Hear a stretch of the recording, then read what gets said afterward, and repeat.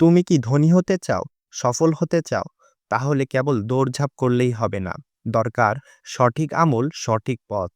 আজ আমরা জানাবো ৯টি আমল, যেগুলো করলে আল্লাহ নিজে তোমার রিজিক বাড়িয়ে দেবেন। ১. ইস্তেগফার বা ক্ষমা প্রার্থনা করা।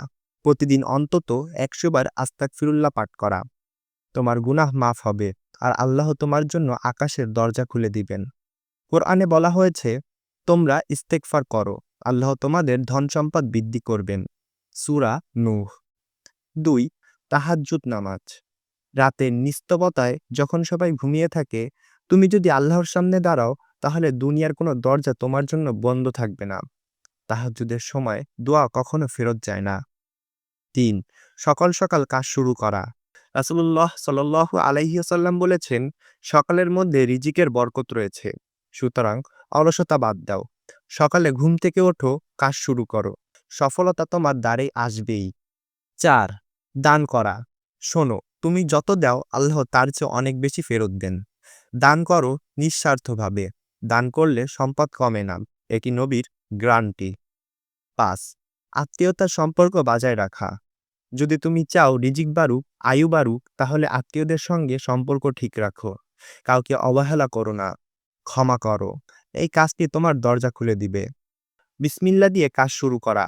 যে কোনো কাজ শুরু করো বিসমিল্লাহ বলে। ছোট্ট এই শব্দটাই রিজিকের দরজা খুলে দেয়। বরকতের চাবিকাঠি এই একটি শব্দই। তাওয়াক্কুল, আল্লাহর উপর আস্থা। তুমি যদি সত্যিকার অর্থে আল্লাহর উপর ভরসা করো, তাহলে তিনি তোমাকে এমন পথ দেখাবেন যেখান থেকে তুমি কল্পনাও করনি রিজিক আসবে। ৮. সূরা ওয়াকিয়া পাঠ করা। প্রতিদিন রাতের বেলা সূরা ওয়াকিয়া পড়ো। নবী বলেছেন, যে এই সূরা পড়ে সে কখনো দারিদ্র্যের শিকার হবে না। তোমার রুটিনে এটা ঢুকিয়ে নাও আজ থেকেই। ৯. শুকরিয়া আদায়। আল্লাহ বলেন, তোমরা যদি কৃতজ্ঞ হও আমি অবশ্যই তোমাদের আরো বেশি দিব। শুকরিয়া করো তুমি যা পেয়েছো তার জন্য। আল্লাহ তোমাকে আরো দিবেন।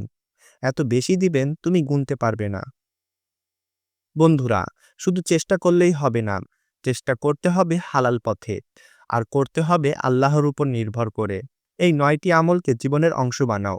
দেখবে ধনী হওয়ার তোমার জন্য কঠিন কিছু থাকবে না, ইনশাআল্লাহ। ভিডিওটি ভালো লেগে থাকলে একটি লাভজনক আমল হিসাবে শেয়ার করে দাও। কমেন্টে লিখো, ইনশাআল্লাহ আমি শুরু করব আজ থেকেই। আরও এমন ইসলামিক মোটিভেশন পেতে আমাদেরকে ফলো অথবা সাবস্ক্রাইব করে পাশে থাকো।